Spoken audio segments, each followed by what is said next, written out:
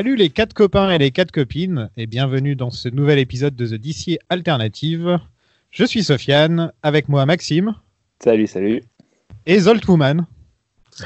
C'était moi qui te... Merci. T'es le seul qui a un surnom aujourd'hui. J'ai failli m'appeler Pitsoff.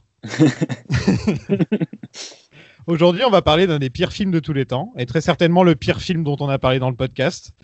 On va parler de la petite perle de 2004, Catwoman, de Pitoff. Cocorico, oui. Cocorico. Quand est-ce que vous avez vu ce film en premier, les gars? Vous l'avez vu à l'époque ou... Non, moi, je dois t'avouer que il était passé à la télé un soir, il y a 10-15 ans peut-être. 10 ans, ouais. Donc je l'avais vu, mais je n'avais pas vraiment fait gaffe, quoi. J'avais dû regarder une trentaine de minutes. J'ai vu des scènes passer sur Internet au fur et à mesure des années. Et donc là, pour le podcast, je l'ai pleinement découvert. Ah, c'était ta première fois? Ma première vraie fois, genre début à la fin, en gardant mon attention tout le long sur ce film. Bon, je vais pas mentir, j'ai accéléré le film. Ouais, bah ça peut se comprendre. Hein. Je l'ai mis en vitesse, pas trop, hein, pas comme si c'était accéléré à fond, que je comprenne encore les dialogues, tu vois, mais je l'ai mis en accéléré à partir de la moitié du film, parce que j'en pouvais plus. J'étais là, je fais non, je peux pas, il reste 1 heure de film, je peux pas, donc je vais accélérer. Et toi, Maxime, tu l'as découvert avec nous? Non, je l'ai découvert, je sais plus exactement dans quel contexte, mais je me souviens l'avoir maté, pour le découvrir, quoi, et que j'avais été bien déçu, quoi. Ouais, c'est même plus de la déception à ce niveau-là. En fait, je connaissais pas le film, donc je l'ai découvert comme ça, et simplement sur le nom, en me disant Catwoman, qu'est-ce que ça peut donner quand je matais des films plus jeunes, quoi, mais... Ouais. On est d'accord que le personnage de Catwoman est complètement réécrit dans ce film. C'est pas du tout la Catwoman que nous on connaît. Oui. Ah non. Ouais, c'est le premier grosse surprise, ouais. Moi, je l'ai découvert en 2004 à l'époque, parce que j'avais la chance d'être au Festival de Deauville. Et le film était pas nommé, mais il était présenté là-bas. Et j'avais 16 ans, un truc comme ça. Et il y avait Lambert Wilson qui était là. C'était le seul du cast qui était venu. Ah, t'as pas eu t'as pas eu Alberi. Il y avait Pitoff, cela dit. Oui, quand même. Voilà. Lambert Wilson avait dit qu'il était désolé que Halle Berry et que Sharon Stone n'étaient pas là. Et donc, il avait proposé de faire un striptease sur scène et il avait enlevé sa veste. Ça, je m'en souviens très bien. Le film a commencé, je me suis endormi. Et quand le film s'est terminé, j'ai regardé autour de moi et la salle était à moitié vide. En fait, tout le monde s'était barré pendant le film, quoi. Ça, à ce point-là. Il avait l'air fier ou pas? Après, on les a pas vus. On les a vus avant, mais on les a pas vus après. Et bon, moi j'étais jeune, je m'en foutais un peu de Pitoff. Je regardais Lambert Wilson en tant que fan de Matrix en plus. Voilà. Et il y avait une vraie ambiance Red is Dead, tu sais, quand la salle est complètement vide et ça m'a vraiment fait penser à ça, quoi. Et bref, c'était un de mes grands moments de festival au final, parce que voilà, c'est rare que tu tombes sur un des pires films de tous les temps dans un festival quand même. Oui. Oui. Souvent, ils essaient de faire des sélections qui ont un peu de tronche quand même, là. Ouais, de la qualité, mais là il y avait le côté réalisé par un Français, film américain, festival du film américain, donc ça se rejoignait bien, quoi. Oui, en plus Deauville, il y a apparemment c'est plus un gala, quoi. Enfin, il y a une compétition et tout. Oui, il y a une compète. Oui, il y a une compète à Deauville.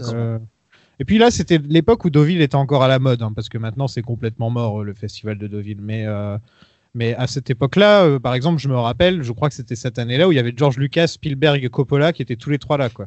Oui, en effet, c'est pas mal. Voilà, ouais. Maintenant c'est donc, plus 2004, trop ça. Quoi. Voilà. J'avais serré la main de Steven Spielberg et je me suis jamais lavé la main depuis. C'est pour ça que ça sent chez toi. C'est pour ça qu'il y a des drôles de trucs collés dessus. Bon, on passe à la production. J'ai pas trouvé grand-chose, comme je te disais, Zoltan, avant le podcast. J'ai pas trouvé énormément d'informations sur... L'information rigolote, c'est qu'il y a eu 20 scénaristes, quoi. Ouais, c'est ça, surtout. Ouais, il y en a déjà... il y en a quoi 3 de crédités au film. 3 de crédités au film, mais il y a aussi Story By, et je crois que c'est genre 4-5 personnes en plus. Ouais, en tout, il y en a 20, et en fait, ça a été prévu, il y a belle lurette, ce film, parce qu'il était prévu comme étant une suite, un spin-off de Batman Forever, quoi. Non, c'était un spin-off de Batman Returns. Ouais. De Batman Returns, c'est vrai. Voilà, oui, avec Michel Pfeiffer. Il y a des rumeurs qui disent qu'elle voulait pas trop revenir parce qu'elle en avait marre du costume, mais en même temps, dans les interviews, elle disait qu'elle voulait vraiment revenir. Donc, allez savoir. Et en 95, le projet est encore en préparation malgré la sortie de Batman Forever. Donc, ils étaient quand même en train de se dire qu'ils allaient faire ce film. Et Tim Burton était attaché pour réaliser. Donc, et finalement, il a préféré faire autre chose. Et après ça, le film, il est rentré dans une phase dormante. Et en 2001, il y avait Ashley Judd et Nicole Kidman qui étaient attachés au projet. Et voilà. Ouais, même quand Pitoff est arrivé sur le projet, ça devait être Ashley Judd à la base. Ouais, et lorsque le projet de Batman vs Superman qu'ils voulaient faire à l'époque, pas celui qu'on a eu, s'est tombé à l'eau, ils ont réactivé la piste Catwoman tout de suite et engagé Halle Berry pareil, direct. Parce que. C'était la James Bond girl du moment, elle était au sommet de sa fame. Là. Ouais, c'était surtout qu'elle avait eu un Oscar. Quoi, elle l'avait pas encore eu, parce qu'elle l'a eu la. Ici, elle l'avait déjà. Ouais. 2002. Pour À l'ombre de la haine, elle l'avait déjà eu. D'accord. Elle l'avait déjà. Ouais. Ok. Je pensais qu'elle l'avait eu la veille d'Erasy. Non, pas du tout. Qu'elle avait enchaîné le même week-end avec l'un et l'autre. Halle Berry, elle devait jouer le même rôle dans le Year One d'Aronofsky. J'arrive jamais à dire ce nom, putain. Aronofsky, voilà. À chaque fois, je dis Aronofsky. Ah, pas vraiment le même rôle, quoi, parce que là, c'est quand même la Catwoman la moins. C'est Catwoman prostituée, si je me rappelle bien, dans Year One, c'est ça C'est Catwoman. Non, pour le coup, dans Year One, c'est vraiment la Catwoman comme on la connaît, quoi. Ouais. Enfin, voleuse et tout ça, quoi. Et qui, justement, se met entre Batman et la mafia, un peu. C'est dans lequel que c'est Catwoman prostituée, je me rappelle plus. Ah, non, t'as raison, c'est dans Year One, oui, elle est ok, ouais, d'accord. En effet, oui. Tu confonds avec la mère Victoire et tout ça.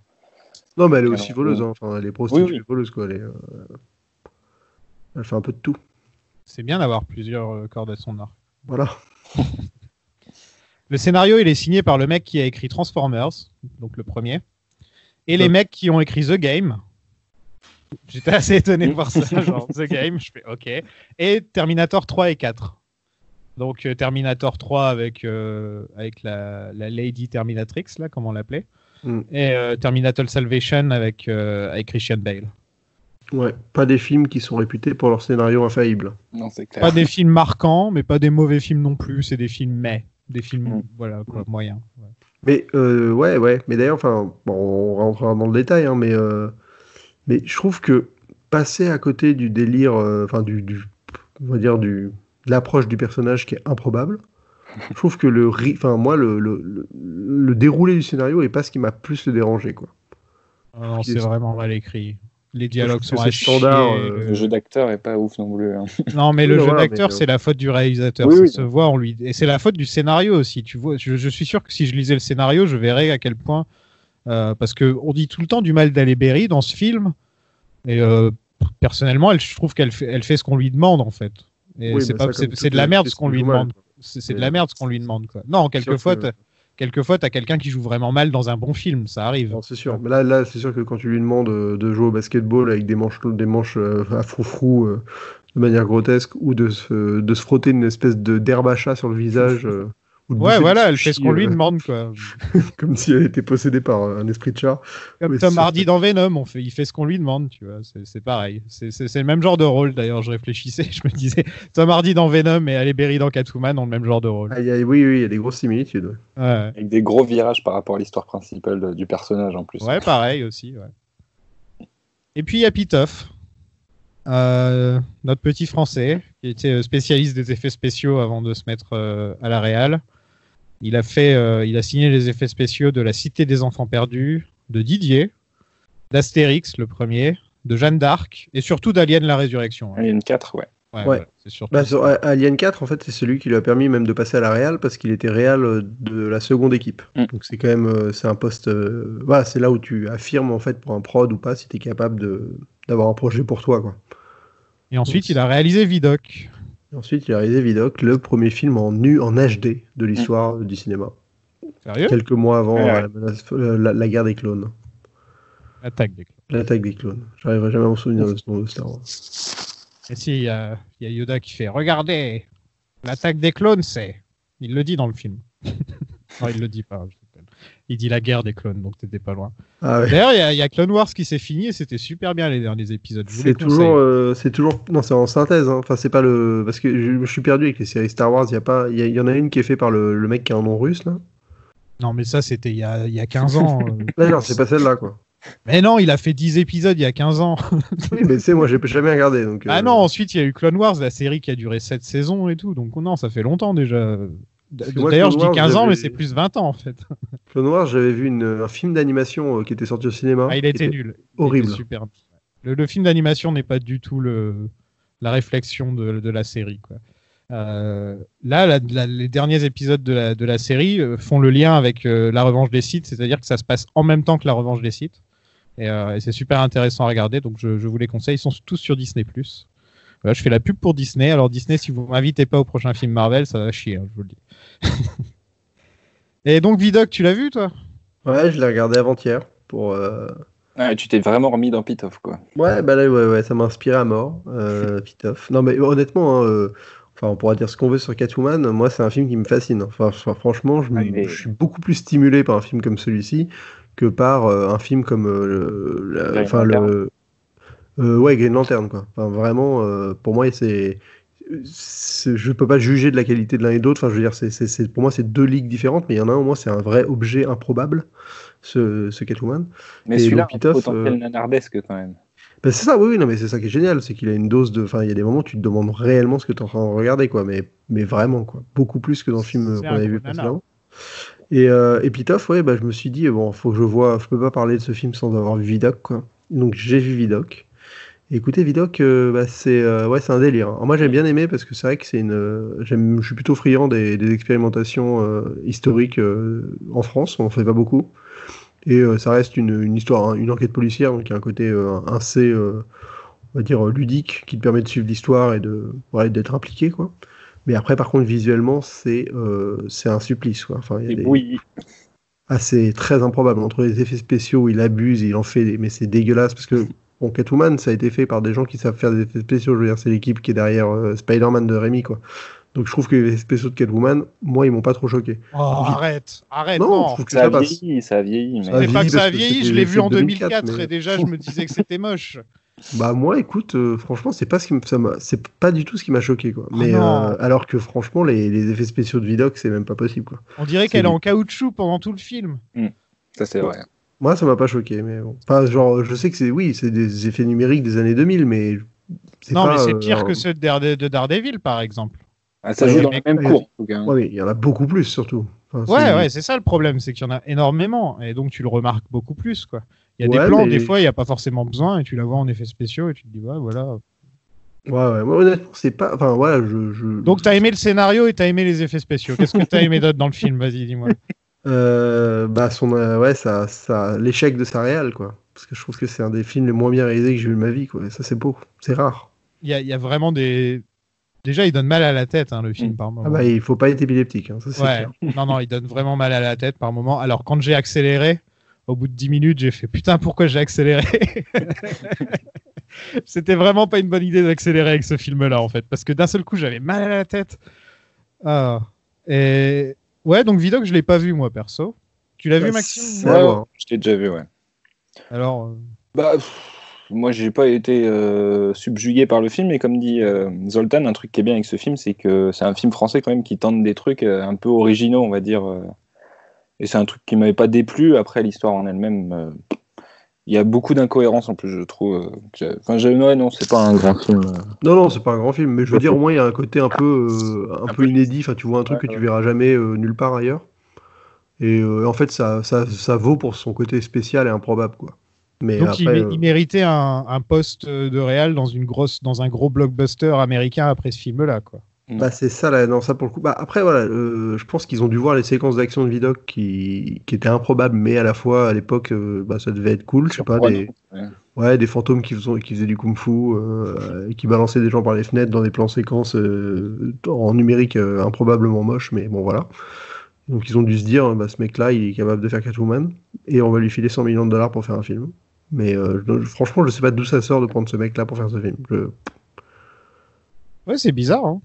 Ah bah c'est improbable. Enfin, je veux dire, Parce que bon, Vidocq, c'est très particulier. Enfin, je veux dire, même à l'époque, ça avait dû être chelou, quoi. Enfin, la première séquence de vous regardez la première séquence de Vidocq et là, vous dites genre, ah ouais, c'est un espèce de truc avec des caméras en grand angle, avec des plans qui font dans tous les sens, c'est ultra cut, tu comprends rien. Enfin, c'est moche parce qu'en plus, c'est du numérique, donc il y a du côté très pixelisé sur certains. Dès que la caméra utilise certains objectifs, enfin, et tu te dis, mais qu'est-ce que je regarde, quoi. Et qu'on lui file le Catwoman après, je sais pas d'où ça sort.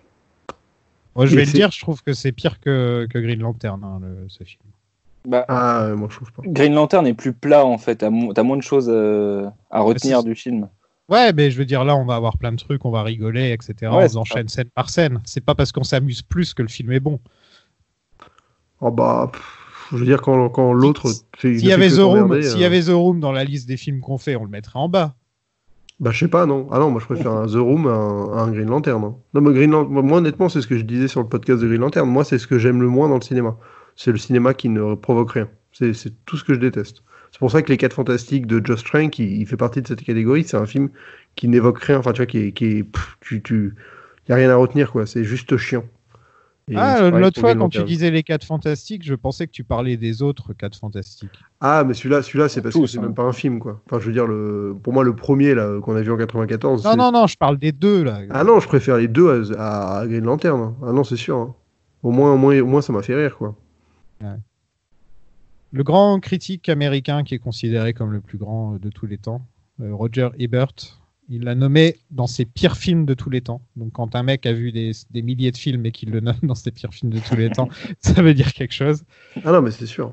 Et le film a eu le Razzie Award, enfin les Razzie Awards, du pire film, de la pire actrice, du pire scénario et du pire réalisateur. Si tu fais ça aux Oscars, tu déchires. Quoi. Ah ouais. Et Alberi était allé le chercher avec son Oscar dans la main. Alberi était donc allé le chercher. Non, elle n'avait pas son Oscar à la main. Si, j'ai regardé la vidéo avant-hier. Sérieux, elle avait son Oscar à la main? Elle avait l'Oscar dans la main, le Razzie dans l'autre. Mais je sais qu'elle a rigolé en disant merci à mon agent de m'avoir dit de faire ce film. Et... Ah bah, la vidéo est super cool. Hein. Elle a beaucoup d'humour. T'as l'impression qu'elle a pris une énorme raille de coke juste avant de débarquer. Et elle fait venir une des actrices qui joue sa copine. Elle est bourrée sûrement, il y a de l'alcool à tout va là-dedans. Oui, voilà, enfin, je veux dire, elle est excitée comme pas permis. Et elle trash le film en disant, elle a une phrase où elle dit bah si pour être aussi mauvaise dans un film, il faut évidemment entourer d'acteurs de merde. Donc je remercie mes partenaires d'être aussi nuls. Sympa pour Sharon Stone. Quoi. Et elle fait tomber le Razzie à un moment, genre tu sens que ça rend du toc le Razzie. Ah ouais, non, c'est un truc fait en. Mais de toute façon, c'est la seule fois où les Razzies ont gagné en prestige, c'est quand Halle Berry elle est venue, parce que sinon on s'en fout des Razzies. Sandra Bullock qui a eu un Oscar plus tard. Quoi. Oui, non, pour le coup, je crois que Sandra Bullock elle a vraiment eu l'Oscar la même année. Et vraiment, elle est arrivée sur scène avec, elle est arrivée sur scène avec une brouette des DVD du film en question. Je ne sais même plus c'est quoi le film. Et elle avait dit, je vous les ai amenés parce que je suis persuadé que vous avez voté sans le voir. Et donc, ouais. Bah, ils ont de l'autodérision là-dessus, les Ricains, quand même. Il n'y a que 5 acteurs ou actrices qui ont un Razzie et un Oscar. Voilà. Ah, c'est déjà beaucoup. Hein. Ouais, je m'attendais à moins, tu vois. Et je me dis, peut-être Stallone. Tiens, il faudrait que je regarde la liste, en fait. Ouais, il doit y avoir un De Niro, un Al Pacino pour leur film, là, La Loi et l'Ordre. Là. Oh non, c'est pas le pire film qu'ils ont fait de ces deux-là. Ah, si, pour moi, c'est il y a Dirty Grandpa. Non, pour moi, c'est le pire. Le premier degré du film fait que c'est le pire. C'est pas possible, ce film. À votre avis, le budget du film? 100 millions. Ouais, 100 millions, pile poil. Et au box-office, ça a fait 80 millions. Ouais. Donc ils ont perdu 20 millions dans le... Ouais, après ça s'est fait, ça a refait 80 millions en DVD et tout ça, donc bon, sur le long terme ça va, mais c'est clairement un bide. Ouais, mais au final, tous les films sur le long terme... oui, non, mais c'est clair. Et s'il faut attendre 15 ans avant de se faire de l'argent, c'est un peu triste. On passe au film? Allez. So I'm not Patience anymore? You are Patience. And you are Catwoman. On a un générique sur l'histoire des chats, donc on apprend des l'histoire trucs. Des Catwoman, tu veux dire? Ouais, mais là on dirait au début c'est beaucoup de chats en fait. Donc c'est pour ça que j'ai noté sur l'histoire des chats parce que ça met l'Égypte, ça met. Tu vois. Il est nul ce générique. Ah c'est. Ça fait générique de série télé des années 90 un peu. Bah c'est genre un vieux dérivé de Seven mais en moche. Et en très long aussi. Ouais. Et je suis sûr que Pitoff trouvait que c'était l'idée du siècle, tu vois. Non, mais de toute façon, je pense qu'on va pouvoir dire ça à chaque séquence. Hein. T'as l'impression quoi, il s'auto-congratule pendant tout le film. Mais t'as quand même une photo d'une meuf en Catwoman, en espèce de cosplay Catwoman pourri. Genre en plein jour avec marqué à côté nous avons la voleuse de bijoux frappe encore. Ouais, tout le texte, à chaque fois qu'il y a du texte, c'est vraiment les trucs mais génériques au possible. Ouais. T'as l'impression que ça a été tu sais les faux journaux dans les films, et si tu zoomes tu vois que c'est le même paragraphe. Sauf que là c'est en gros quoi. Et les plans sur les buildings, est-ce qu'on peut parler des plans sur les buildings s'il vous plaît? Parlons des plans sur les buildings. Quelle est cette ville? Je les ai comptés, messieurs. Tiens, d'ailleurs, c'est quelle ville? On ne saura jamais. C'est pas Gotham, c'est pas New York, c'est pas Chicago. Ça ressemble à aucune ville en fait sur les plans larges. Ouais. Bah alors ça c'est un truc. Moi en fait là j'ai écrit une vidéo qui devrait sortir en même temps que le podcast. Comme ça vous avez une double feature. C'est la deuxième fois qu'on a une double feature là. Et ouais, mais ça va devenir une petite mode. Hein. Je trouve ça rigolo de faire ça comme ça. Et quand les films valent le coup d'avoir un angle quoi. Et non, je sais pas ce qu'on fait après d'ailleurs. Bah ouais, faudra qu'on vote. Ouais, faut que je fasse un sondage. Ouais. Excuse-moi. Et ce que je voulais et dans ma vidéo, je parlerai je l'ai pas encore faite, mais elle devrait arriver. Je parlerai du fait qu'en fait le mec a clairement pas réussi à quitter son taf d'effets spéciaux parce qu'il te met des estas qui ne servent à rien. C'est ce qu'on appelle des estas, hein, les plans de building comme ça de présentation d'immeubles. Il t'en met dans le film en tout, il y en a une dizaine. Ça ne sert à rien. Et tu sais pas pourquoi. Une dizaine, t'es gentil. Ah non, je les ai comptés. On dirait, mais dans certaines séries, à l'époque, il y avait pareil, tu sais, les plans des establishing shots d'un immeuble avec le zoom dessus. Je pense à Angel, par exemple. La série Angel a beaucoup de plans comme ça sur des immeubles avec des zooms dessus. Bah, dans les séries, ça se comprend parce que déjà, ça instaure une charte, en fait. Enfin, tu sais que, par exemple, les réalisateurs, ils n'ont pas à se faire chier pour rentrer dans un décor en studio, bah, au moins, tu commences toujours par les stats pour que le spectateur sache que tu es dans ce décor. Enfin, tu vois, il y a un côté où c'est une habitude, mais dans un film comme celui-ci, de faire autant de plans à chaque fois que tu vas rentrer dans cet immeuble, ça a aucun intérêt, quoi. Et surtout, les plans sont compliqués pour rien, quoi. Les plans font des 360 autour de l'immeuble, plus un zoom. Ouais, c'est ça, à chaque fois. Et des fois, ça accélère, des fois, ça ralentit. C'était genre, okay. T'en as même un où il rentre dans les vitres de l'immeuble d'en face et tu passes le reflet, t'arrives devant la maison. Enfin, il fait plaisir, hein, ça c'est clair. Pourquoi t'as fait autant chier pour un putain de plan d'une baraque dont personne n'a rien à foutre? Il veut qu'on voit tous les centimes utilisés dans ce film. Il veut qu'on les voit. Bah, il veut qu'on voit ces effets spéciaux. Parce que monsieur sait faire des effets spéciaux. Mais c'est même pas lui qui les a fait en plus. Enfin, je veux dire, il a dû. En fait, c'est qu'il a dû superviser ça. Il a dû prendre un kiff à le faire. Mais le reste de sa réal, là, elle est catastrophique, quoi. On rencontre Patience, qui ressemble à Halle Berry, mais on est censé se dire qu'elle est moche parce qu'elle s'habille mal. Ouais, ça oui. Mais c'est quand même Halle Berry, quoi, les gars. Les cheveux un peu sales aussi, donc pas sales, mais genre un peu. Elle est pas coiffée. Ouais, voilà. Elle est graphic designer dans une boîte comme L'Oréal, quoi. Catwoman, quoi. Non, mais franchement, tu te dis, je vais faire un film, Catwoman va devenir graphiste. Voilà. En plus, à un moment dans le film, elle dit. Je suis pas artiste, je suis graphic designer ou un truc comme ça, et je me suis dit ah bah enfin quelqu'un qui le dit. Qui assume. Petite dédicace à Dorian qui nous fait nos logos. Ouais, c'est pour Dorian, bisous Dorian. Parlons de sa pote relou, tiens. Ah bah sa pote relou, elle est venue à la cérémonie des Razzies. Voilà. Ah ouais, ah bon, ça va. Elle était sur scène avec elle. C'est une actrice qui fait la voix de Lois dans Family Guy. Et qui est aussi dans Marvelous Mrs. Maisel, qui est une super série que j'aime beaucoup. Et c'est la manager du personnage principal. Et elle est géniale dans cette série. Et quand je l'ai vue là, je fais merde, qu'est-ce que tu fous dans Catwoman? Merde, casse-toi. C'est pas le pire personnage du film, honnêtement. Oh non, mais elle parle que de cul à chaque fois qu'on la voit. C'est genre, tu vas te le faire, lui. Moi, je vais me faire le docteur. Toi, tu te fais le flic. C'est un des autres problèmes du film, hein, le cul. Ouais, bon. Ah bah, franchement, j'ai vu un interview de Pitoff. Fait par un ricain au Comic-Con de 2000, je sais plus combien. Et le mec lui dit mais alors pourquoi vous avez accepté Catwoman et tout, et lui répond texto, il dit bah écoutez, je suis français, un film sur une belle gonzesse. Et tu fais ok, d'accord. Cocorico. Est-ce que c'est possible un côté grave le pourri, quoi. Est-ce que c'est possible de surréaliser? Parce qu'on dit surjouer, mais est-ce que c'est possible de surréaliser? En fait, ouais, on appelle ça, mais en plus c'est vrai, on appelle ça se couvrir. Donc le mec fait beaucoup trop de plans. Et il n'a pas d'idée claire de comment mettre en scène son truc, donc après ça devient... Enfin, tu fais tout au montage, et en fait c'est horrible parce que quand tu rates ta mise en scène en réel, tu vas essayer de redynamiser ça au montage, et ça fait ce qui est dans le film, c'est quelque chose de totalement fictif, artificiel, et il y a un côté totalement paradoxal qui en ressort, quoi. Et c'est affreux. Un nombre de plans inutiles dans le film, des contre-champs à chaque fois, tout le temps, c'est impressionnant. Et les scènes de combat par moment, même pas que les scènes de combat, où tu te dis que Bohemian Rhapsody c'est bien monté à côté en fait. Largement, non, mais là ça coupe toutes les 2 secondes, c'est genre ça n'arrête pas. Et j'étais là, je fais mais arrête, on dirait que je cligne des yeux, mais c'est genre ça n'arrête pas quoi. Ça c'est parce que le mec essaye de dynamiser quelque chose parce qu'il a pas réussi à le faire sur le plateau. Je veux dire, c'est vraiment j'ai jamais vu une réal aussi ratée. Hein. Lambert Wilson, qui est dans ce film, donc, qui là, cette fois, il n'a pas à faire un accent français comme dans Matrix. Il peut faire son vrai accent. Parce que dans Matrix, il a dû apprendre à faire un accent français quand même. Comment je suis jaloux du mec, quoi. Moi, je suis bloqué. J'ai tellement un accent de merde que c'est mon nom sur Twitter, quoi. Et je me suis dit qu'il ressemblait à Macron, je sais pas pourquoi. Quand je l'ai vu, j'ai fait merde, en fait, il a un air de Macron.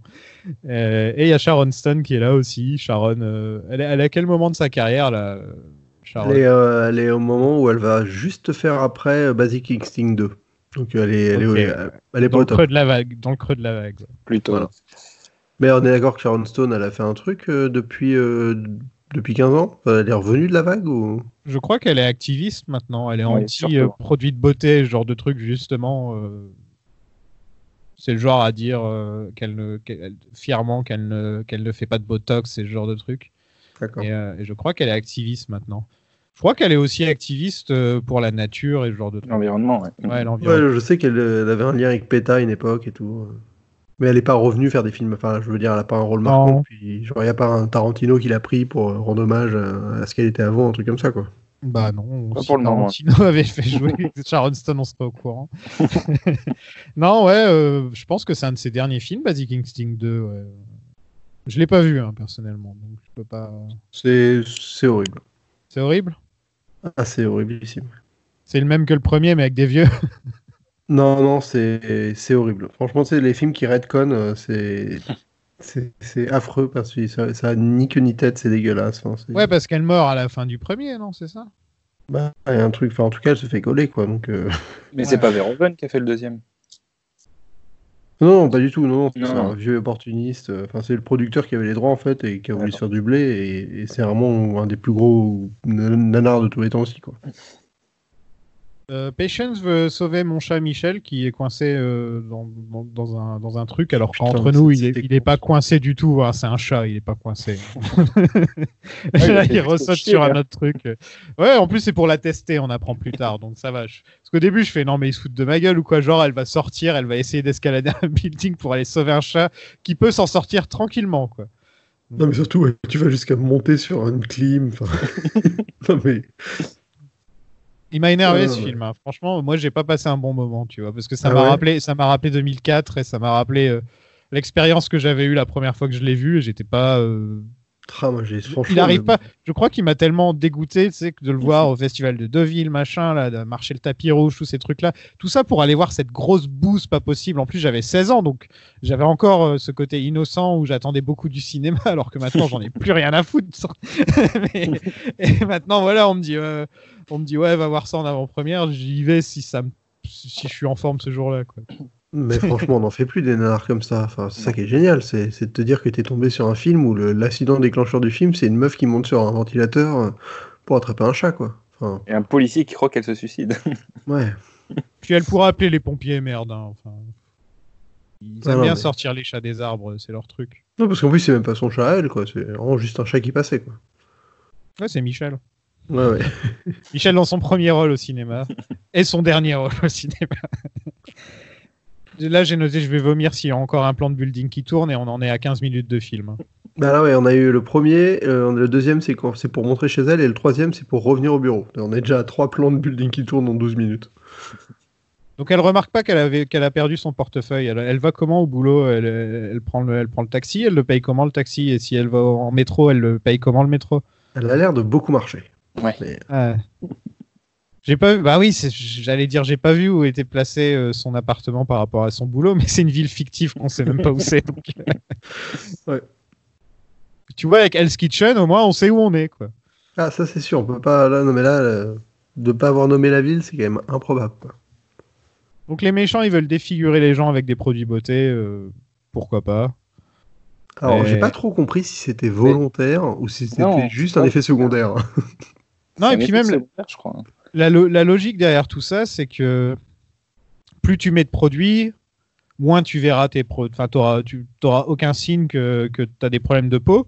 Mais par exemple, quand Sharon Stone, on l'utilise beaucoup, elle a la peau de la chose, quoi. Elle est en pierre d'un coup. Donc, est-ce que les gens qui vont utiliser le produit pendant des années et des années, ils vont eux aussi se transformer en femme de pierre? Bah, Ouais, c'est apparemment, ils vont crever parce que la meuf, sa pote qui l'utilise, elle tombe dans le coma et tout, quoi. Donc, Mais en fait, ce qu'elle explique, Sharon Stone, c'est à court terme, ça te défigure la tronche, et à long terme, en fait, ça te rend. Tu ressens plus la douleur, quoi, en gros. ouais. Ah, moi, ce que je trouve beau, c'est peut-être dit, il y a un mec qui s'est dit, bon, on va faire un film Catwoman, et en fait, ça va parler d'un produit cosmétique tueur. Ouais, Et- une femme contre une femme. Aussi, Ouais. Bah, ça, pour le coup, c'est le seul truc qu'on peut lui donner comme crédit, c'est que le film est un Ouais, peu... sauf que c'est réalisé par un pervers. Tu vois, c'est genre. par un pervers, ouais. on va pas aller aussi loin, mais c'est Non, réalisé mais le par un mec qui aime beauf, bien quoi. faire des plans sur les culs à longueur de temps. Ouais, un beauf, quoi. Mais un pervers, tu peux être pervers et être un beauf aussi. Oui, non, mais bon, pervers, c'est pas vraiment affirmé, mais beauf, oui, on peut le déduire. Elle se fait tuer par de l'eau. Ah, ouais, t'es déjà là, tu veux déjà aller... Ah déjà ouais, aller, on s'en fout qu'elle se fait se tirer dessus et toutes ces conneries là. C'est bon, Ah bah, il se passe rien. Il se passe rien. Non, mais s'il se passe un truc, vous me le dites comme d'habitude. Mais là, il se passe rien. Bah, elle est tuée par le système de traitement des déchets, quoi. c'est pas mal le show. C'est vrai. Il y a un chat en CGI dégueu. Ah bah, et là, Michel, il est beau. Hein. Là, il est. Non, mais c'est. En plus, ça fait un gros plan dans sa gueule et tout. Enfin, c'est Ouais, vraiment. il lui baille dessus. Non, et puis en plus, il ouvre la bouche, on dirait un distributeur pèse. Tu sais, il a une bouche énorme d'un coup. Il est là, lui bailler dessus. Donc, ressuscitage. Ah ouais. Qu'est-ce qu'ils foutent tous là au milieu de nulle part, les chats, là, dans une décharge Bah, après, ils disparaissent quand elle se réveille, donc c'est que c'était peut-être métaphorique. Les chats, ils en ont rien à faire de ce genre de truc. Hein. Ils se réunissent pas pour faire des soirées et tout. Les chats, ils dorment. Hein. C'est tout ce qu'ils font. Soit les chats, ils s'en branlent. Hein. Donc, en plus, elle a les pouvoirs du chat. Donc, elle peut vomir des poils et se lécher le cul tout seul. Ce qui me fait marrer, c'est qu'à un moment, elle voit une espèce d'araignée. Et elle est là, et genre, elle le voit en mode super zoom et tout. Mais par contre, elle galère à l'attraper. Tu comprends. Elle est là. Gna, gna, gna, gna, gna. Donc elle se réveille et direct elle décide d'aller rendre le chat à sa maîtresse. C'est le premier truc qu'elle fait alors qu'elle est quand même morte dans la scène d'avant. Bon après elle a l'excuse qu'elle se souvient de rien, mais bon. Et la vieille au chat, ça m'a vraiment fait penser à une origin story de la vieille des Simpsons. Oui c'est ça. Ouais. Frances Conroy d'ailleurs qui joue le rôle. Il mérite mieux. Moi, ça m'a quand même fait penser à... C'est qui, Frances Conroy? C'était la mère dans Six Feet Under et elle a eu pas mal de rôles. Franchement, elle a joué dans des tonnes de trucs. Moi, je me demande si la référence à Batman de Burton est volontaire. Le fait qu'elle dorme comme un chat, en mode dans une espèce de soupente. Il y a une référence à Burton dans le film. Il y a une photo de Michelle Pfeiffer parmi les photos des Catwoman. Ah ouais? Ouais. Dans une des scènes où elle montre des photos, on peut voir dans un coin, il y a une photo de Michelle Pfeiffer. Ah ouais. Voilà. Pour dire que, en même temps, il y a plus de liens avec la Catwoman de Michelle Pfeiffer qu'avec les autres Catwoman, parce qu'elle elle renaît de la mort. Elle a pas les histoires d'avoir 9 vies, par contre, comme celle de Michelle Pfeiffer. Non, mais il y a quand même l'idée dans le sens où elle ressuscite. C'est les chats qui la ressuscitent. Il y a quand même des liens, quoi. La scène avec le chat qui se met sur elle. Il a vu le film, ça c'est clair. Sauf que Burton, il te fait ça d'une manière un peu dégueu où il la mordit, il mordit ses doigts, il mordit sa lèvre. Enfin, tu vois, il y a une scène qui te met un peu mal à l'aise dans la manière d'être filmé. Et lui, il te met un gros chat en CGI qui ouvre sa gueule comme un pèse et qui fait. La comparaison, franchement, ça fait mal, quoi. Surtout Burton, après, il met pas de l'herbe à chat devant l'actrice qui est obligée de se frotter le visage avec comme une Goliath, là. Putain, elle ressemble à rien à ce moment-là. Franchement, c'est à ce moment-là où tu te dis, elle a gagné son Razzie, là. Et la scène où Lambert lui gueule dessus, il y a des coupes, ça coupe tout le temps. Ouais. Genre tout le temps.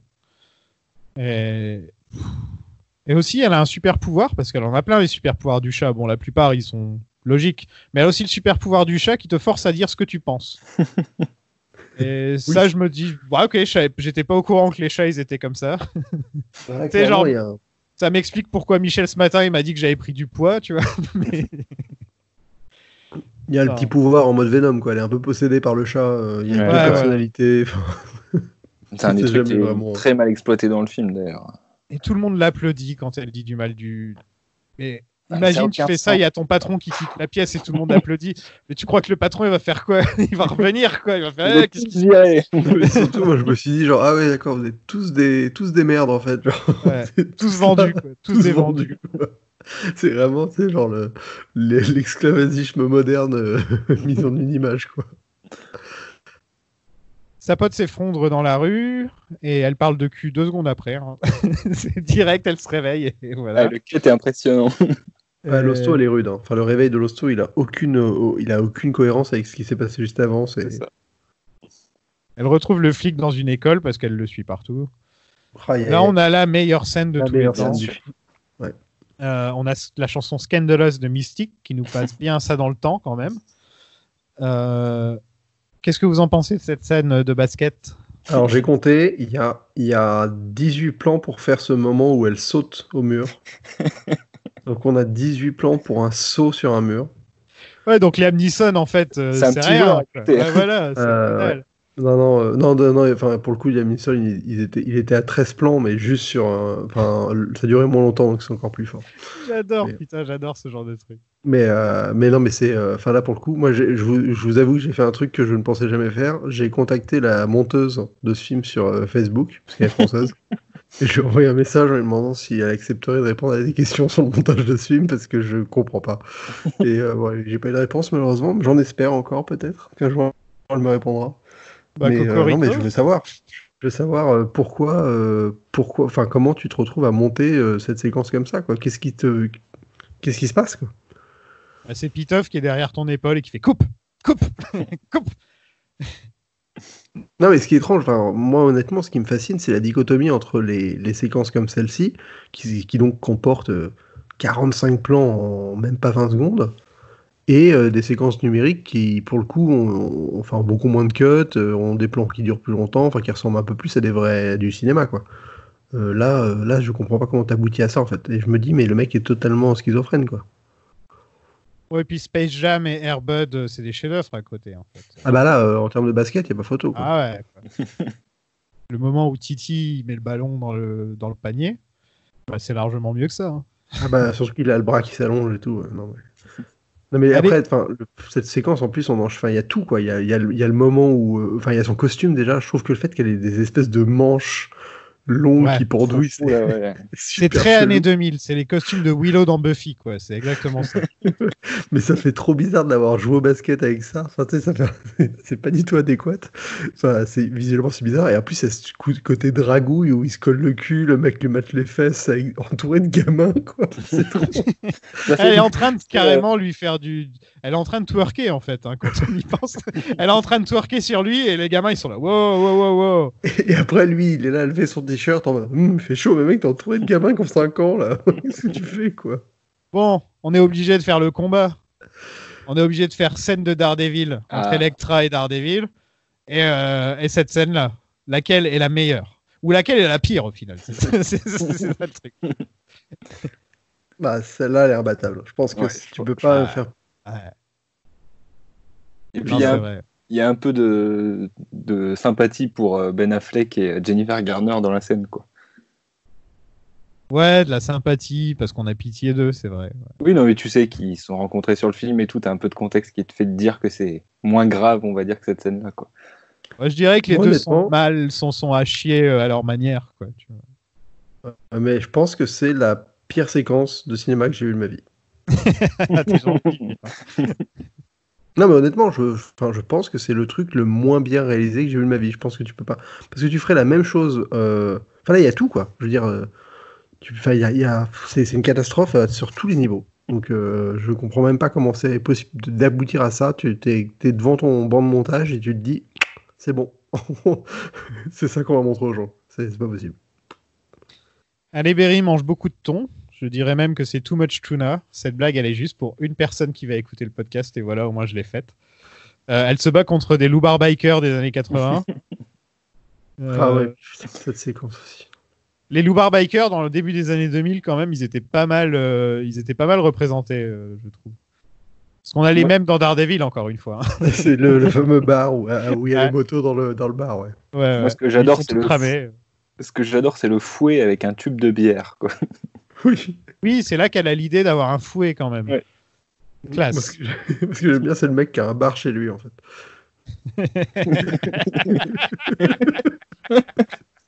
J'y avais même pas pensé, mais le mec, il a un putain d'énorme appart où il y a plein de gens et il y a un bar tranquille. Il y a un bar avec des néons avec marqué bar et tout. Enfin, le mec, il s'est lâché, quoi. Elle se fait un costume avec une musique R&B 2000. Il y en a beaucoup de musique R&B 2000 dans ce film, hein, quand même.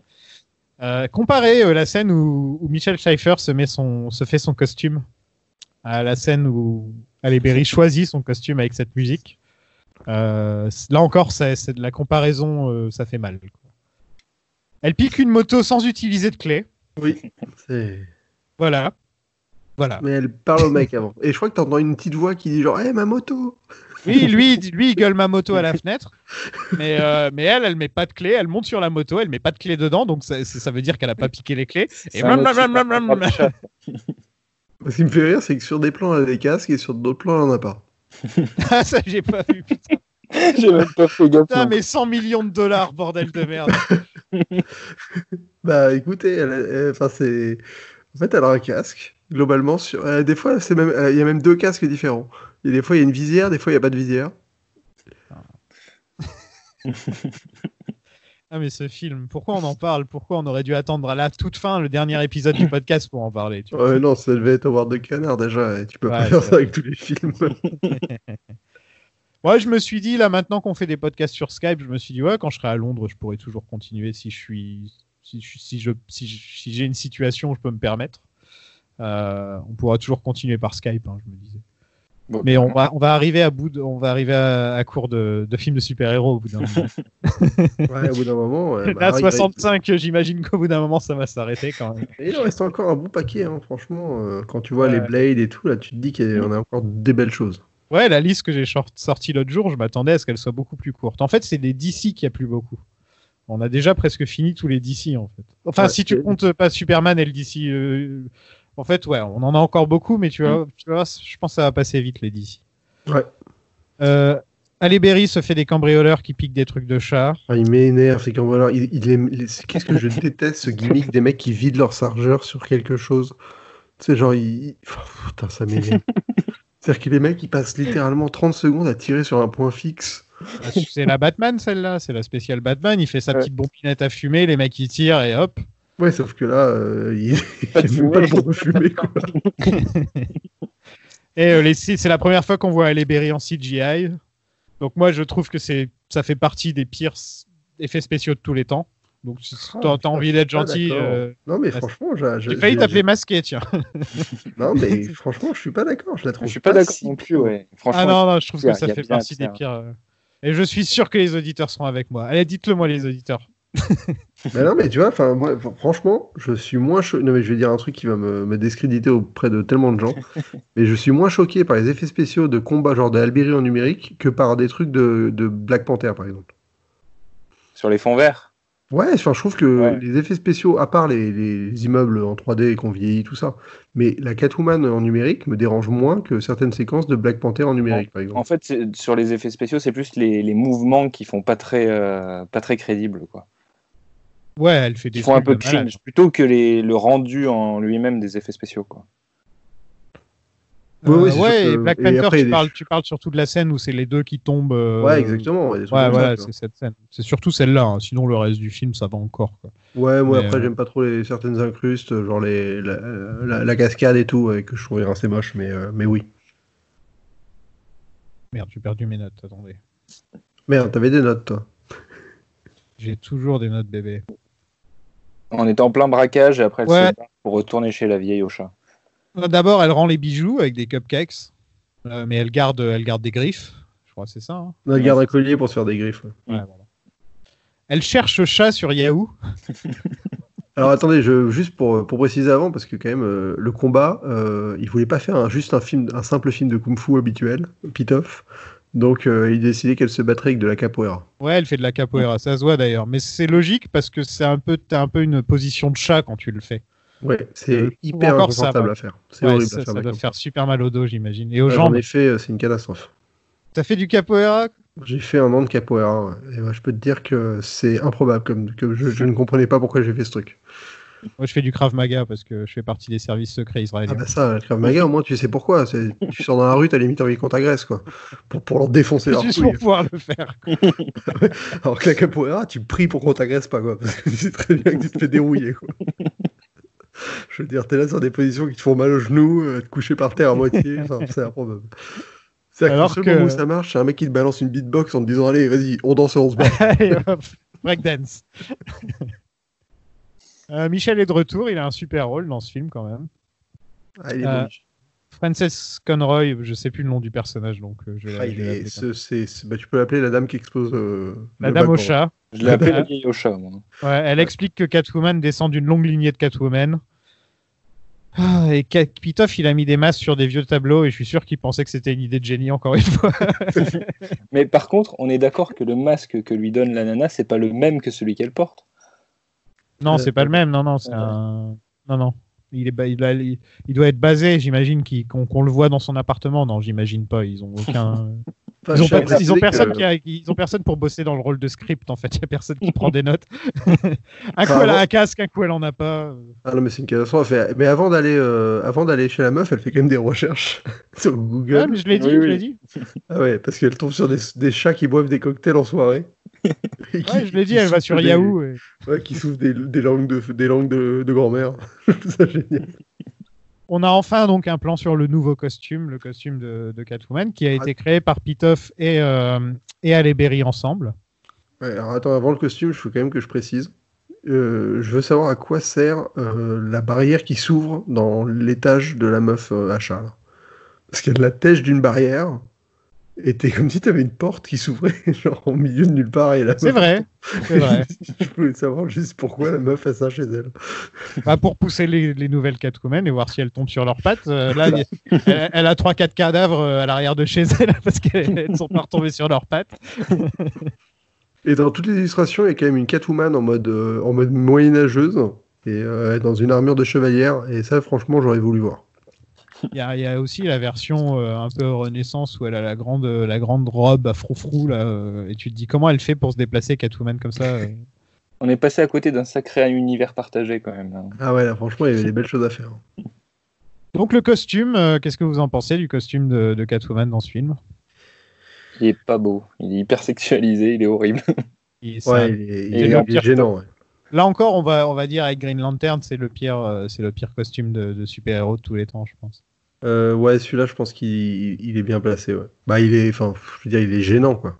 Et même la tronche, enfin, moi, c'est le masque que je trouve tellement ignoble. T'as Les l'impression. grandes oreilles, là. Ah, c'est ignoblissime, ouais. Non, et le jean déchiré pour voir la peau du cul et tout.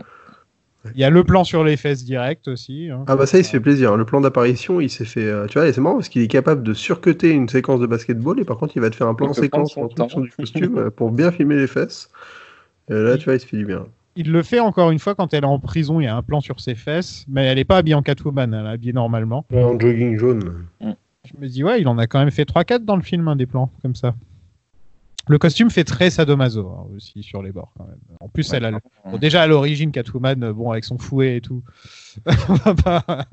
Mais là, il fait super sadomaso quoi. Elle se pointe à une soirée sadomaso, ça elle a le meilleur costume de la soirée. Quoi. Oui, c'est vrai qu'il est pas mal.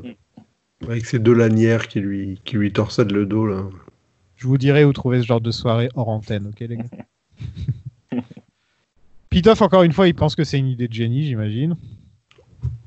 Ah bah il peut, hein. Ouais. Là, il y a une scène en boîte de nuit qui m'a donné mal à la tête. Elle est vénère.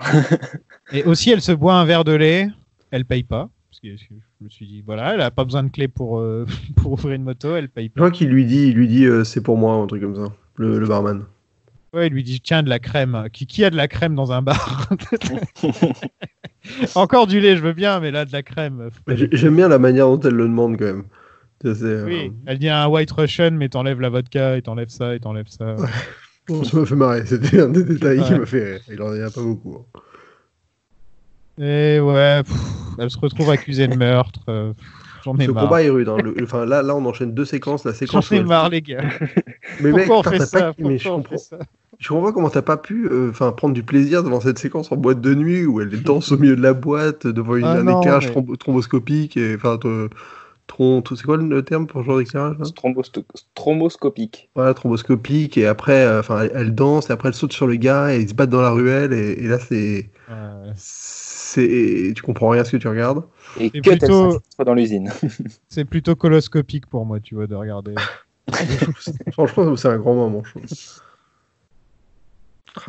Qu'est-ce que c'est moche comme film. Le flic remarque que c'est la même écriture parce qu'elle lui avait donné un truc de café avec écrit sorry dessus. Et il y a un mec qui analyse l'écriture et qui lui dit alors cette femme-là, elle a des problèmes. Cette femme-là, elle a des problèmes. Ok, elle a 2 divorces. Le mec, je dis vas-y, deviens, je sais pas moi, deviens comment on dit.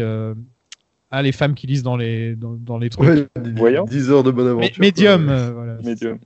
Ouais, deviens médium, mec. Enfin, mais ce que j'aime bien, c'est qu'au début de la scène, en plus, il dit c'est pas un truc sûr, mais je vous le dis quand même. Quoi. Ouais, c'est pas une science sûre, mais je vais te dire un truc. Bon, elle est dépressive et elle est maniaque. Ok. Il faudrait pas qu'il soit dans le même corps. Ah, il m'a fait rire, lui. Je crois que c'est le moment où j'ai le plus ri. J'ai mis pause tellement j'ai rigolé parce que ça va. Le mec, il te dit clairement que c'est pas une science sûre et ensuite il va complètement lire les cartes. Quoi. J'adore. C'est vrai qu'elle est parfaite cette séquence. Le flic et elle se retrouvent dans une grande roue.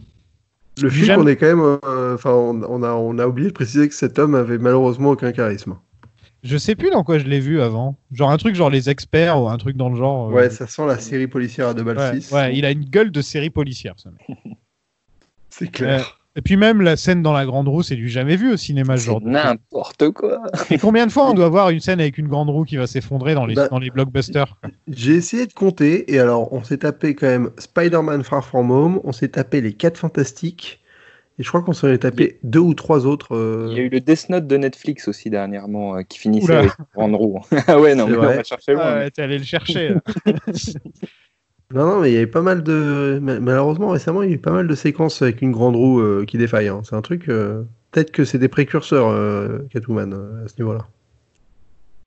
Bon, il y a une scène. Je comprends rien du tout à cette grande roue qui défaille. Aucun sens. Et 2 secondes après, ils sont en train de discuter tranquille dans la fête foraine en plus. Quoi. Et en plus, bon, c'est le truc du bas qui se casse, là, la sorte de rouage qui s'effondre. Et il y a aussi la barrière du gamin. Donc ça veut dire que vraiment sa grande roue, c'était vraiment de la merde, quoi. T'as 2 manières de tuer avec le truc, quoi.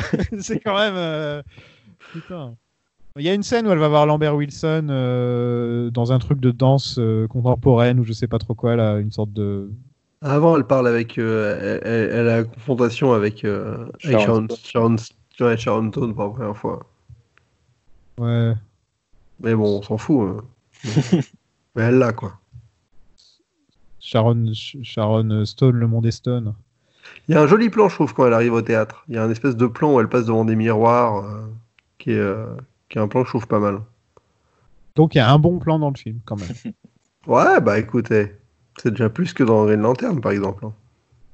Une scène qui m'a fait penser à Venom, c'est la scène où elle mange du sushi. Ah bah ça, ouais. Ouais. Putain, j'ai tout de suite pensé à Venom. Quoi. Il y a beaucoup de Catwoman, il y a beaucoup de Catwoman dans Venom, hein, faut le dire. Et c'est là qu'elle avoue, que les graphic designers ne sont pas des artistes. Je vais le répéter une deuxième fois. Et en fait, je me suis rendu compte aussi que c'est une comédie romantique, ce film, en fait. Ouais. Oui, totalement. La plupart des scènes, c'est une comédie romantique. Bah ouais. Un peu comme Venom. Venom est le Catwoman de notre époque. Putain, on est dans la merde. Si Catwoman avait une suite, vous pensez que Woody Harrelson aurait eu un rôle dedans? Attention, là, vu le scénario, je veux dire, ça aurait pu être Catwoman qui va sauver des dauphins, enfin, ça aurait pu être n'importe quoi, là, la suite. Hein. Le flic trouve les diamants qu'elle a piqués, enfin la griffe, là. Donc il découvre que c'est Catwoman. C'est bon. Et là, il y a une scène de Nokia. Ah là, mais je n'ai rien compris. À le FaceTime Nokia, là, il est... Le FaceTime Nokia, j'ai explosé de rire. Donc ensuite, un appel téléphonique normal.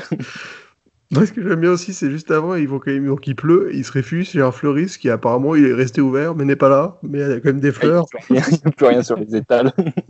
Mais il n'y a plus rien, et à la fois il y a quand même des fleurs partout. Oui. Mais c'est quoi ce délire, genre, qu'est-ce que c'est que ce fleuriste? Et là, rebondissement, Sharon a tué Lambert et veut que Catwoman tombe pour le crime. L'alarme sonne et les flics arrivent 2 secondes après, hein, littéralement. Mais ce FaceTime Nokia, j'ai pas trop compris. J'aimerais bien qu'on me l'explique. Comme ça. Elle lui dit de venir, en fait, c'est ça, non? Ouais, mais c'est quoi? C'est quand tu la vois, en fait, avant de décrocher, tu vois la personne. En fait, après, mais qui parle. En plus, c'est en HD, quoi. Genre, les téléphones en 2004, ils avaient le FaceTime HD, quoi, franchement. Et ce qui est bien, c'est que le mec s'emmerde pas à faire le flic. Après, il va vraiment confirmer l'identité de la personne, hein, mais il fait pas une recherche d'empreinte digitale, il fait une recherche de traces de rouge à lèvres. Il y a le match des lèvres qui correspondent. Et tu te dis, non mais là, les gars, vous êtes allés où là? Bon, c'est pas une science exacte. Cette femme avec le rouge à lèvres là. Ça aurait été trop drôle que ce soit le même mec qui lui fasse un speech. Je le veux dans tous les films DC et Marvel. Je le veux dans tous les films. Et à chaque fois, il fait bon, les gars, c'est pas une science exacte, ok? Mais quand il pense, ce flic, il passe son temps à prendre des trucs, à les comparer, à dire je peux pas y croire, c'est pas elle. Catwoman est arrêtée, donc tout le monde sait maintenant que Patience c'est Catwoman. Hein, ouais. Hein Ouais. Donc c'était avant Iron Man, c'était la première à se faire découvrir de tous les super-héros qu'on connaît, je pense. Je réfléchis. Y a mais moyen. là, c'est contre son gré, par contre. Ouais. Il y a Michel qui vient la sortir de prison. Elle est un peu habillée comme Kill Bill, hein. Enfin comme la meuf de Kill Bill. Hein. Ouais. Donc Michel, il vient la sortir de prison et il lui apprend à se glisser entre les barreaux. Elle a level up en fait. Choisissez votre nouvel attribut. Bah, je choisis de pouvoir me glisser entre les barreaux. Ok. Et je veux qu'on parle de cette scène avec la Jaguar juste après là. Bah, elle pique une Jaguar. Ouais. C'est surtout qu'elle tombe sur la route, la Jaguar pile sur ses fesses, elle miaule, elle se retourne et elle caresse le Jaguar. Quoi. C'est vrai quoi, elle se prend aussi la bagnole sur les fesses, j'avais complètement oublié. Mais sa tête de miaulement, elle est improbable. T'as vraiment l'impression elle ronronne aussi parfois. Ouais. Non mais c'est vrai que elle est hyper perturbante. Cet enchaînement de plans, il est... Elle fait péter des camions. Et, purée, oui. Petit fun fact, c'est Roger Deakins qui est à la photo. C'est pas son plus grand film. Hein. Donc c'est quand même Thierry Arbogast qui est le chef-op attitré de Besson. Ah ok, bah ça se voit. De toute façon, il est un peu dans la team Besson. Hein, ouais. Enfin, il était dans cette. Mais à plusieurs moments dans le film, je me suis dit que ça ressemblait un peu à un film de Besson, enfin un film à la Besson, quoi. Alors que vraiment pas du tout. Hein. C'est un film de major américain, c'est la Warner et tout, mais mine de rien, il y a quand même une espèce de patte EuropaCorp dégueulasse qui en sort. Ouais. Je suis pas un grand fan de Besson particulièrement. Je sais pas vous, mais non plus. Ouais, ses premiers films sont quand même très bons, mais. Il a fait quelques bons films. Je lui accorde. Bon, moi, jusqu'au 5e élément, je trouve ça intéressant. Après. Ouais, voilà. Après, il a mis longtemps avant de faire un film après. Non, malheureusement, non, il a fait Jeanne d'Arc. Ouais. Ah oui, il a fait Jeanne d'Arc. J'oublie tout le temps que c'est lui. Tout le monde l'oublie, Jeanne d'Arc. Alors que tu vois, un film de médiéval un peu particulier, bah, tout le monde s'en fout.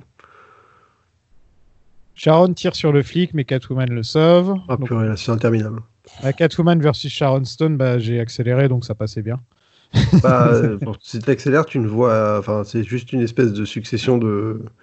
Tu vois plus rien, quoi. Parce que déjà qu'il y a un demi-plan par seconde. Enfin, il y a 12 plans par seconde. Mais le catch est mieux filmé, franchement. Ouais. Le catch est mieux joué. Le catch est mieux... Enfin, je préférais regarder un match de catch, en fait. Mais surtout, elle se bat vachement bien, Sharon Stone. Enfin, je veux dire, le personnage, tu sais pas d'où il a appris à se friter, quoi. Ah mais tu sais, quand t'es top modèle, il faut apprendre à se défendre, quoi. Ouais, bah non, parce que à la base, elle est quand même devenue super vilaine juste en se mettant de la crème sur le visage, quoi. Ouais. Donc, c'est une crème, en effet, si tout le monde devient fan de super fort au kung-fu en l'appliquant, ça peut être une société intéressante. Plus la douleur. Donc sa Oui, juste sur le motivation, visage. sa motivation à ce personnage, c'est qu'elle a passé les 40 ans et maintenant elle est jalouse. Ouais. Et son super pouvoir, c'est de se mettre une crème sur la peau qui la transforme en pierre. Ouais, mais oui, c'est à peu près ça. Ouais. Et elle meurt parce qu'elle voit son visage. Donc je me demande c'est quoi le message en fait de ce personnage. J'arrive pas à le comprendre, le message de ce personnage. Je trouve qu'il est trop compliqué. Il y a pas assez de nuances. Bah, non, je déconne. Non, mais je déconne, les gars, je déconne. Hein, c'est de la merde. C'est mal écrit, c'est de la merde. C'est genre regardez, comme la beauté, le message. Ouais, c'est bon. Et pour info, c'était donc dans Law and Order, en New York Police Judiciaire, que ce bon vieux flic était donc flic. Mieux que les experts. Alors, je préfère les experts, moi, mais bon. J'ai déjà parlé de mon fanatisme pour les experts Las Vegas ici. Et oui, mais elle finit pas avec le flic. Il y a une scène quand même où elle a la voix off qui vient au début du film et à la fin du film et qui sert absolument à rien, tu vois, qui est limite encore une fois comme Daredevil où t'es là genre ouais c'est moi, vous vous demandez comment je suis arrivé là. C'est exactement ça. Et à un moment elle dit clairement parfois je suis nice, parfois je suis bad. Et je me dis, putain mais qui a écrit ça quoi? Oh. Moi ce que j'aime bien c'est le tableau qu'elle envoie à la femme au chat. J'ai rien compris à ce que c'était. Non. Non, j'ai pas d'explication non plus. J'ai même pas vu ça. Bah, elle envoie une croûte et tu comprends strictement rien à ce que tu regardes. C'est genre une espèce de schmilblick à moitié gris, à moitié orange. Ah ok. Bon bah voilà, on a fait le tour de Catwoman. Ouais, elle finit en partant vers la lune, donnant des coups de fouet dans Ah bah c'est bien que tu parles de la lune parce que j'avais oublié de le noter. Mais toutes les nuits dans le film, c'est la pleine lune. C'est la pleine lune, ouais. Et la lune est toujours derrière elle. 4 fois dans le film, il y a la pleine lune. Donc il se passe combien de temps à chaque fois? Il se passe 1 mois entre chaque scène. Voilà. Bah voilà, moi je pense que c'est une des plus grosses boosts de tous les temps. Mais aussi dans un sens nanardesque. Hein. Je dis pas que c'est un navet. C'est un vrai nanar. Enfin, je veux dire, là, il y a quand même des choses. C'est du gros nanar. Mais contrairement à certains nanars que tu as envie de te faire une fois par an, j'ai aucune envie de me faire Catwoman une fois par an. Tu vois, non, ça a peut-être pas le potentiel. Fait à la fois quand même, franchement, dans les conditions où tu peux te marrer, c'est un bon candidat, quoi. Ouais. Franchement, moi je trouve que c'est un film qui m'a marqué. Hein. Enfin, honnêtement, j'aime bien, quoi. Et plus le même depuis. Non, mais j'ai vraiment de l'affection pour cette merde, quoi. Enfin, tu vois. La chatte t'a touché. Non, mais je trouve que c'est un film qui m'a vraiment fasciné, quoi. Je trouve que dans son échec, c'est un des plus beaux échecs que j'ai vu depuis très longtemps, quoi. Et moi, il m'a plus plu que les derniers films qu'on a vus. Hein. Je veux dire, en termes de ce qui me stimule, je trouve que Catwoman me stimule plus qu'un Green Lantern ou même qu'un Howard the Canard. Moi, je me suis plus éclaté avec Howard, quand même. Moi, je préfère Howard aussi. Howard, il y avait 45 minutes sympas et après, c'était quand même très très long et chiant. Alors que là, tout le film a réussi à me tout le film était chiant pour moi. Tout le film était chiant, je trouve. Enfin, c'est plat, quoi. Non, c'est pas plat. Non, ça, c'est pas mais le bon terme. je parle du scénario, là. Ah, le scénario, t'as l'impression que c'est une machine automatique, quoi. Le scénario, il est plat. Il est complètement nul. Il est à chier. Il est mal écrit. Les dialogues sont mauvais. Toutes les scènes n'ont aucun sens. Et en plus, t'ajoutes à ça la réalisation de Pitoff qui est... J'arrive même pas à la décrire. J'ai jamais vu ça ailleurs. Et je reverrai jamais ça après. Tu vois, c'est genre... Au moins, il est singulier, ce mec. Tu vois, c'est genre... Si un jour il revient et qu'il fait un film en tant que John Doe ou tu sais un truc dans le genre. Oui, on pourra pas le louper là. Alan Smithy là, tu sais, il se donne un faux nom, on le remarquera tout de suite que c'est lui. Comme Besson, Besson a le même problème. Ouais, bon, il y a un peu plus d'élégance quand même. Ouais, mais je veux dire qu'on le reconnaît quoi. Et ouais, pour le coup, c'est cocasse parce que j'ai essayé de me demander ce qu'il avait fait d'autre. Et il a pas fait grand chose. Hein. Il a fait un téléfilm qui s'appelle Les Chroniques du Dragon en 2008 depuis. De toute façon, c'est son dernier film avec Catwoman. Hein. Il y a quand même les Chroniques du Dragon, quoi. Ça, je le regarderai bien. Il y a une série qu'il a soi-disant tournée et qui est en post-prod depuis 2016. Et il a fait des courts-métrages jusqu'à 2016 où il faisait les effets spéciaux des courts-métrages, en fait. Donc il est retourné aux effets spéciaux, je pense. En même temps, s'il est fait pour faire ça, qu'il fasse ça. Hein. Pitof, si tu nous écoutes, on sait jamais. On aimerait bien t'interviewer et je suis désolé de tout ce que je viens de dire sur toi dans la dernière heure. Ah non, mais moi, franchement, ce serait mon rêve qui m'explique quasiment plan par plan pourquoi je veux, quoi. Non, mais il y a de l'ingérence des studios. Enfin, je pense que sur ce projet-là, il n'y a pas que Pitof dans l'histoire. Ah, franchement, là, j'ai l'impression que c'est un mec qui est parti tout seul en couille. Hein. Ah, ils lui ont donné les pleins pouvoirs, ça se voit. Le film, il n'y a personne pour lui dire non, en fait. Ça se voit. Ouais, je pense. Parce que justement, normalement, le studio, il est supposé éviter que ça ressemble à ce point-là, un truc qui ressemble à rien, quoi. Tiens, si tu veux faire une série de vidéos, ce serait intéressant de voir les réalisateurs à qui on n'a pas osé dire non. Et tu sais, George Lucas pour la prélogie, par exemple. Ah oui, ça c'est clair. Lui aussi, on lui a pas dit non. Tu sais, les mecs à qui on n'a pas osé dire, le mec qui a fait Gates of Heaven, là, ou je sais plus comment il s'appelle. Chimino. Ouais. Chimino. Enfin, tu vois, ce genre de gars, il y a moyen de faire des bons trucs, je pense, avec ça. Ouais, c'est après ce qui est intéressant, c'est quand tu peux tu interviewer les gens qui bossent, qui ont bossé avec eux ou même eux, parce que là c'est là-dessus que ça se fait, quoi, ce genre de truc. Mais c'est clair, ce serait fascinant. Là, t'as tellement envie de pouvoir parler à Pitof, qui t'explique clairement le pourquoi, quoi. Pourquoi t'aboutis à ce schmilblick, je veux savoir. Bon, et sinon, il n'y a pas de news, hein, je crois, encore une fois. Il y a une news. Attendez, il y a quoi comme news? Alors, en news, il y a quand même un article sur Josh Trank qui est sorti aujourd'hui, qui raconte donc toute sa carrière et donc le marasme qu'il a connu sur les 4 Fantastiques. Donc ça vient un peu.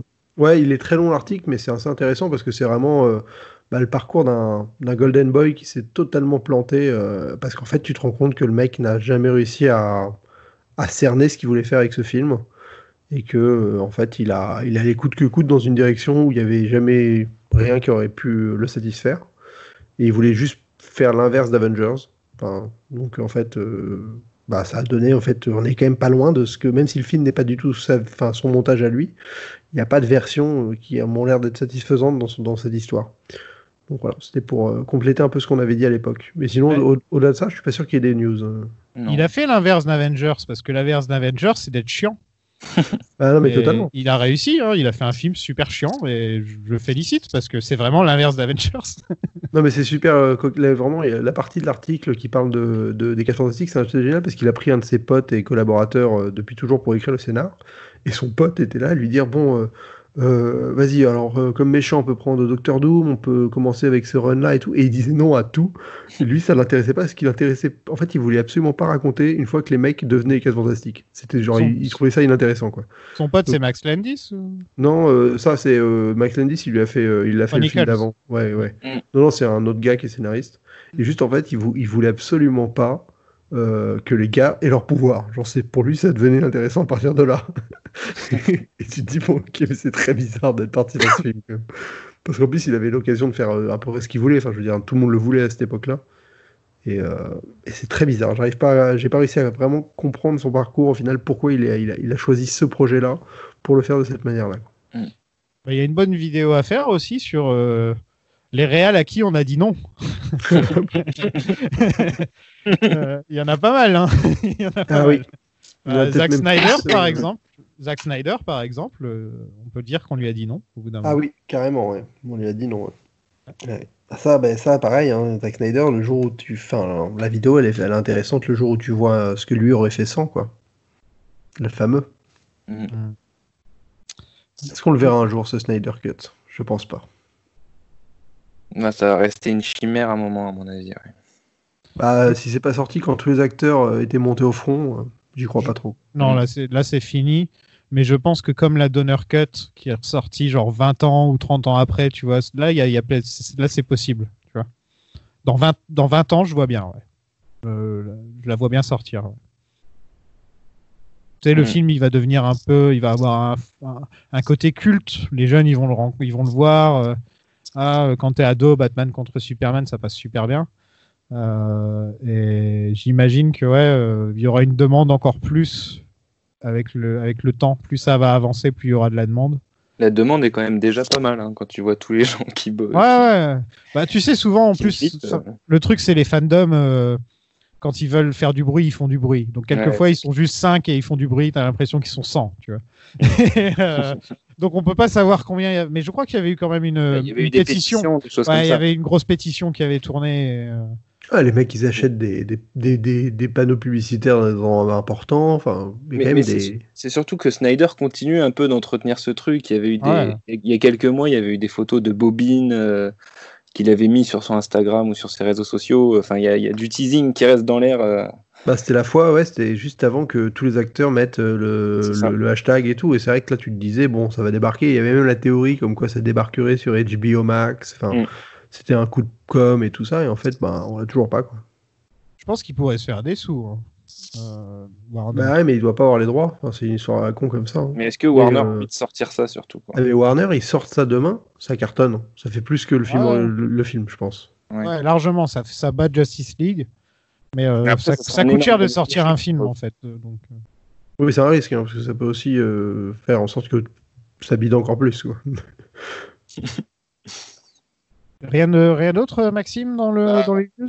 Là, vu qu'on est dans une période calme, à part de la rumeur sur laquelle on peut pas dire grand-chose, non. C'est plutôt comme s'il y a les New Mutants qui risquent d'arriver en VOD directement, du coup. Ah. Finalement, la fin du gag.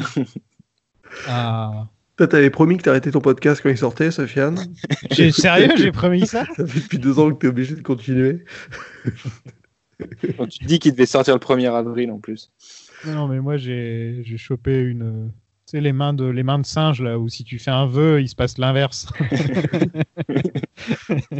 Moi, ce qui me fait marrer, c'est genre les actrices de ce film, les acteurs en général, même, genre, il y en a, elles vont avoir genre 8 ans de plus. Tu te dis, mais c'est... Bah ouais, Arya Stark, là, elle va avoir 35 ans maintenant. Bon, rien de nouveau, alors, rien de spécial. Je sais pas quel sera le film de la semaine prochaine. Ça risque d'être Elektra. Hein. Enfin, je pense que c'est... je me prononce, mais... Moi, je vois bien Hulk de Ang Lee, personnellement. Parce qu'il avait eu des bons votes. Il avait eu pas mal de votes la dernière fois. Alors, on met ça au vote et on verra. Vous verrez ça débarquer. Ouais. Plus si c'est Hulk, c'est bien. Je pourrais utiliser juste le logo classique et mettre un filtre vert. Et ce sera parfait. Et on a dépassé un nombre d'écoutes intéressant, Sofiane. Tu peux te féliciter, je crois. Ouais, je peux vous féliciter aussi, les gars. Depuis qu'on a repris avec Zoltan, on a des écoutes, franchement, que je pensais pas avoir. Non, mais c'est cool, je crois qu'on a... C'est quoi, les 200 000 ou les... Je suis en train de regarder. Tu nous as posté ça il y a pas longtemps. Ouais, c'était 200 000, je crois. Ouais, franchement, c'est bien, bravo. Même plus, je crois. J'en suis à 213 000. 215 même. Ouais. Félicitations. Ouais, c'est clair. Surtout 2019, on a une grosse année 2019 avec Avengers et tout. Ouais, on aurait fait Star Wars, on aurait été bon. Ouais, c'est dommage qu'on ait dû faire une pause pendant un mois en plein milieu des Batman parce qu'on a perdu beaucoup de gens quand je suis parti en Australie. Donc je ne partirai plus jamais en vacances. Voilà. C'est la leçon à tirer. Voilà. Pour le coup, les faire à distance quand toi t'es en Australie, faut 2 moods différents, voilà, pour le coup. Ouais, il faudrait le faire le matin pour vous et moi c'est le soir. Là, ouais, ce serait une drôle d'ambiance. Ouais. Parce que là, on enregistre ça, il est bientôt minuit. Donc, il est bientôt minuit, c'est l'heure où tout peut arriver. L'heure du crime. C'est quelle heure dans How I Met Your Mother ? Je crois que c'est 3h12, un truc comme ça. Ouais, c'est ça. Bon, à la semaine prochaine, les gars, et à la semaine prochaine, vous aussi, les bichons. Sûrement pour Hulk ou pour Elektra. Salut tout le monde. Constantine. Prenez soin de vous, salut. So scandalous.